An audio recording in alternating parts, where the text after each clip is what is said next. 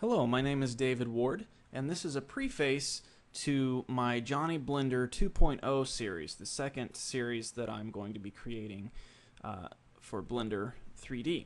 Now, in this preface, I'd kind of like to get you up and running if you've never messed with 3D at all before. I'd kind of like to show you the basics, and maybe you can kind of pick up from there and then go ahead and get started when I go to part 1 of the series.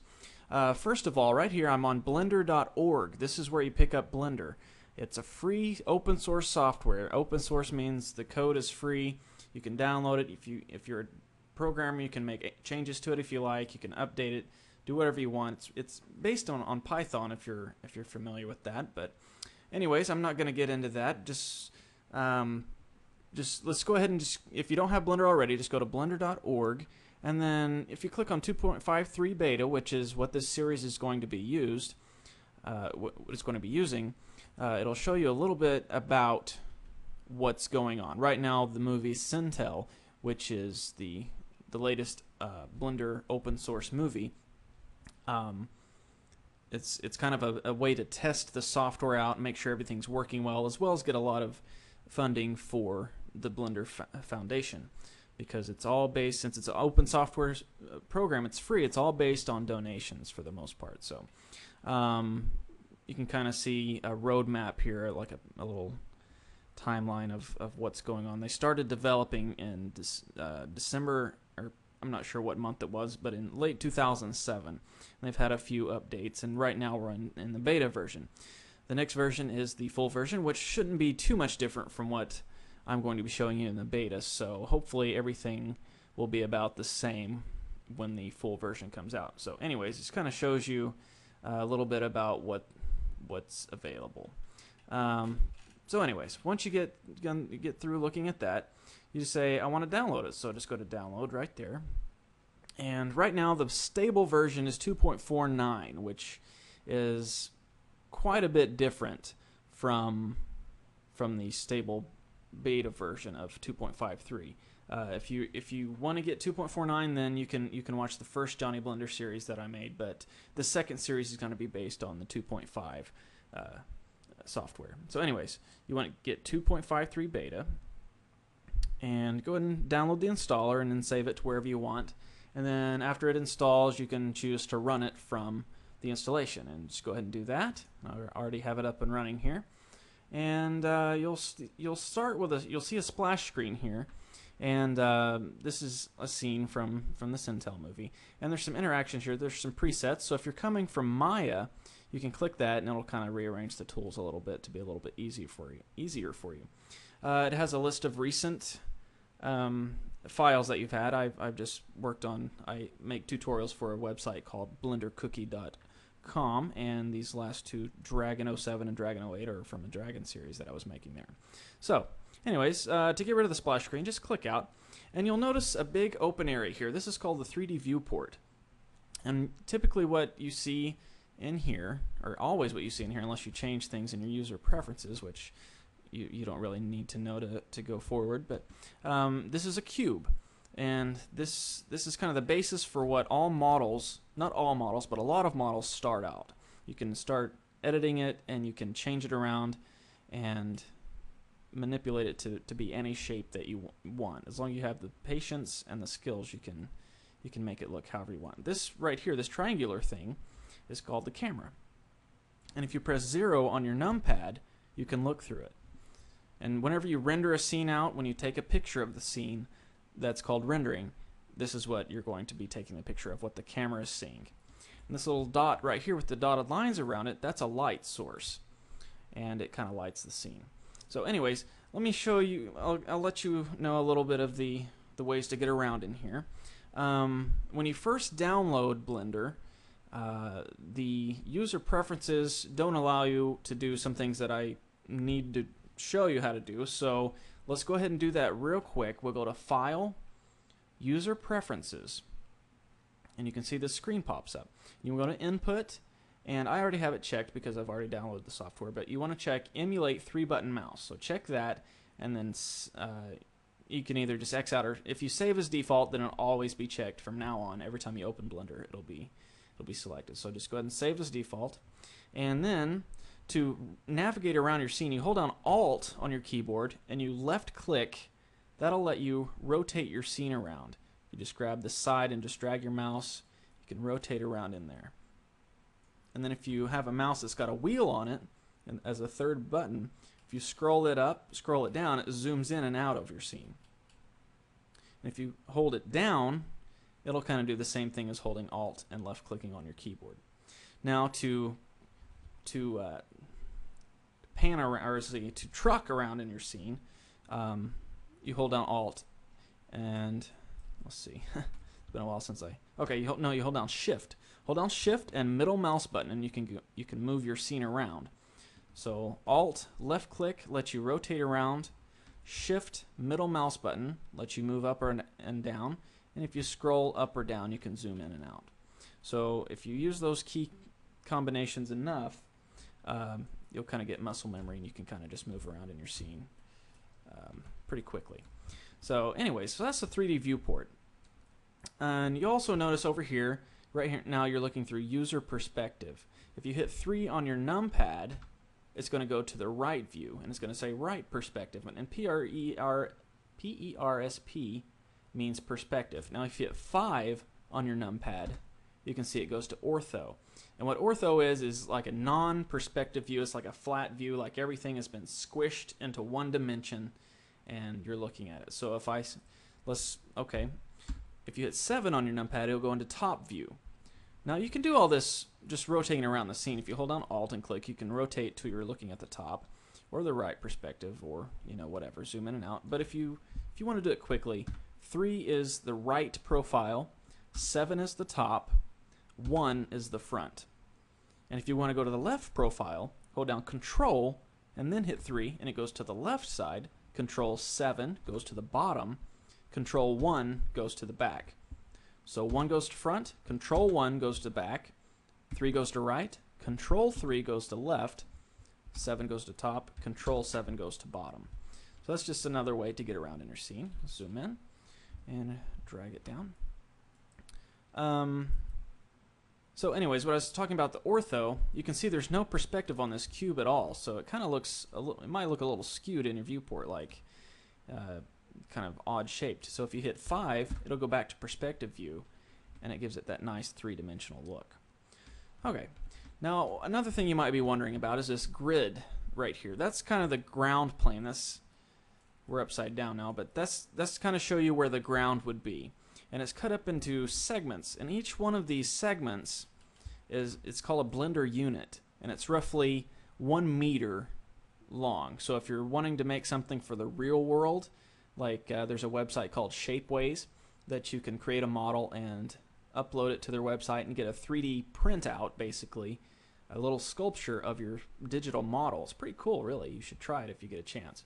But it goes off of these units, so you want to make sure it's nice and to scale if you're going to do that. But usually I start with the basic cube, and that's about the size. Say I'm going to make a head, it's going to be about this size, which would be basically 2 meters tall, which is a very big head, but it's all relative. Just whatever else you put in your scene, make sure it's scaled appropriately, and once you render it out, you'll never know the difference. So the scale is there pretty much just to keep things lined up properly to where they are similarly scaled with each other. But like I said, if you're going to do something for the real world, they're also there for that. Okay, so that's our 3D viewport. Now you're probably wondering what all this stuff is over here. Well, these are our controls. If we click right there, you see the arrow turns into a 2 arrow. You just click and drag that, and you can bring this out. Now, this camera here, it kind of speaks for itself. That's our render settings. Like I said, when we take a picture of our scene, that's where it's going to come from. So if you make an animation, you'd go animation, and it'll render out a video. And you want just a still image, you just hit image. So like I said, if we hit 0 on our numpad, it goes to our camera view. Click image, and it renders out a still image of that. Now if we wanted to put painting in, or a texture map and things like that on it, it would show that here. If you hit escape, you go back to your normal view. You can change that too. I like to personally. I like to go to a new window when I render. So if I hit render there and the new window, it's going to open up a new window and render it. So anyways, so this is just some extra settings here. The longer you play with Blender, the more you'll get to know some of these. Say you rendered out a still image and you wanted to save it.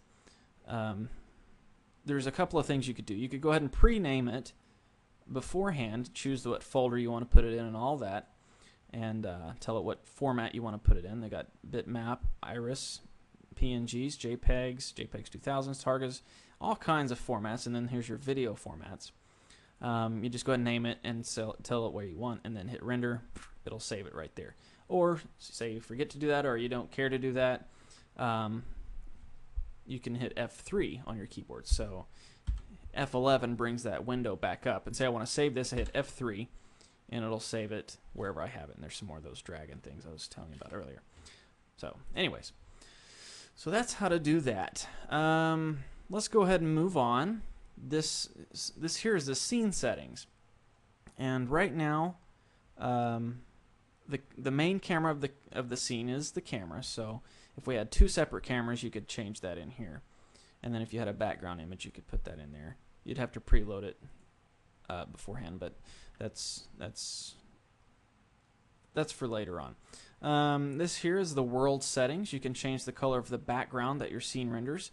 So remember, we had a gray background when we rendered the cube. Let's go ahead and make this a little smaller here. Say we want a blue background. It brings up, you click on the color right there where it says horizon color, and you got a little color wheel here, and just say you want a blue background. Just move that all the way over there, and this is the brightness of the color. So now if we go back here and hit image, another thing you can do, which is a lot faster than going in here and clicking image, is hit F12 and it'll render it there. So now you can see our background is blue. So that's our 3D world, basically our environment. And another thing you can do that's really cool, it's called a blend sky. So if you click on that, you can see it's going to fade the blue to the zenith color. I'm not sure what zenith means, but it's the top color here. So let's make it kind of a nice turquoise color. About there's fine. So now we have a nice gradation there in the background. So F12, it looks a lot nicer, doesn't it? So anyways, just some settings to play with. Another favorite of mine is called ambient occlusion. And you click on that, and you want to make sure, if it doesn't say add right here, you want to make sure it does. Multiply, I'm not sure exactly what it does, but you don't really need it at this instance. If you turn that on, you could go ahead and delete that main light there in your scene if you want to. Select it and hit delete on your keyboard. It'll say delete. Okay. Yes. Now if we render, it lights it from every angle. That's what ambient occlusion is. Since our cube doesn't have any color applied to it, it just looks white. But we can give it some shape if you lower the factor of the ambient occlusion. So let's put it down to 0.25 and render again. There's no shading, there's no shadows because we deleted that lamp. So let's see if we can undo this. Control Z a couple of times. There we go. Control Z works the same as it does in any other program. It undoes. So now our light's back in there. And if we set this to 0.25 again, re-render, we can see that this side is now lit up to where it was not earlier. We got that spotlight shining here. And it's basically, it fills in, it's like being outside. You know, you got your sunlight beaming directly at you or your object or whatever, and then you have a lot of light bouncing back onto it. That's called ambient light. And so that's what this is mimicking in the real world. Ambient light, ambient occlusion. Now another thing you can do that's similar to ambient occlusion is environment lighting. And this is the same kind of thing. Let's go ahead and turn ambient off. And let's put that down to 0.25 as well. And you can change the color right there. It can be the sky color, which is going to be that blue. Sky texture, if we had like a photograph or something that we wanted to use as the background, we'd say sky texture. But white will work in this instance, so kind of the same deal. So anyways, that's pretty cool there. Let's go ahead and move on. Right here we see the object buttons there. And right now we have our lamp selected, so it's going to show lamp right there. And okay, one thing you might be confused about, I should have said this earlier, but in Blender, It's a little different from other programs. To select things in Blender, use the right mouse button rather than the left. So if you want to select the box, you go over here and you click on with the right mouse button and the camera, so on and so forth. If you click with the left, you're just going to move what's called the 3D cursor. You're going to move that around. So if you want to select something, you have to use the right mouse button. So anyways, like I said, you can see what object you have selected. Here is the cube, and then it has some more things about it here, which also is for later on once you get to know the software a little bit better. This here is called object constraints. This is things like it's a little more advanced when you get into putting a rig, which is basically a skeleton that controls your mesh, which is your model.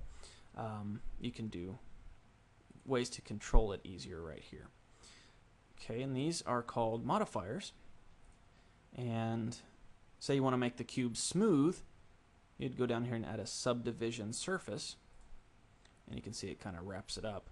And it's real, what we call polygon. It's got a lot of polygons, and it's not smooth. So it's low polygon is basically what it looks like. So if we turn on shading over here in your object tools to smooth, it kind of makes it look a little better. And you can add another subdivision to the view. It's going to render two. This is what it will render, but to preview it, so you have a lot of these in your scene and it's eating up your memory, you can change that down to one and it won't take up as much. So anyways, go ahead and delete that off. We don't need it, and turn that back to flat shaded. This is the object data, which is a little bit also more advanced. A lot of this we'll get into later on in the series, but for now I'm just kind of showing you the basics. This is our material settings. This is where you change the color of your object. Right now it's white, so if we click here and say you want to make it red, just go right there. And you can change the specular is how shiny it is. You can kind of see a preview of it here. If I move the intensity of the specular level way down, it kind of has a dull sheen to it. If I turn it all the way off, it's just very matte, not shiny at all. If I move it all the way up, very shiny. And these are just the different types of specularities. You can play with them. I haven't really found one that I like over the other. Tune is kind of handy. If you want to make like a cartoon look, you can play with some of the settings on it and get a nice cell shaded look like so. This is the monkey here. If you play with Blender for very long, you'll learn about the monkey. The monkey is called Suzanne, and it's just a test model that is thrown into Blender for you to be able to just do quick little tests and things. It's named after the monkey in the movie Jay and Silent Bob Strike Back, the orangutan, I believe it was. So that's why it's named Suzanne. Anyways, okay. This here is the texture settings. So if you create a texture map that you want to apply to your model, this is where you would load it and change all the settings in here. This here is your particles. Say you wanted to give it some hair, you'd use that in here. And then this is the physics tab. This is where if you have a tablecloth or something that you want to behave like real cloth, you'd use that. And turn on fluid for like liquids, water, things like that. Smoke, soft bodies like a beach ball or a pillow or something like that. So that's what the physics are for. So anyways, that's kind of all that. If you drag this one down, you can kind of see a readout of what all is in your scene here. That's you probably don't need to know too much about that right away. Over here, this is called your object tools. This is your tool shelf. So you can use these over here, like I said, the keyboard shortcuts. You hold down Alt and you can spin around. Shift middle mouse button goes up and down, or you can just hit Translate. Actually, that's just for the model. Okay. And then rotate it around, scale up and down. And you can do those here. Or there's keyboard shortcuts for just about everything in Blender. If you want to scale it, it's kind of self-explanatory. Hit S on your keyboard, and you can move your mouse and it'll scale it. R rotates. And if you want to move it around, G, which I don't really know what that would stand for, global location, I guess, moves it. So you can rotate it by hitting R. And If you hit it once, it'll rotate around like the view axis, like right there, like we're looking at it, just rotating around there. If you hit it twice, you can rotate it however you want. And then if you scale it, you just need to hit S once, and then G kind of does just once as well. So anyways, I think this might be enough information to get you up and running.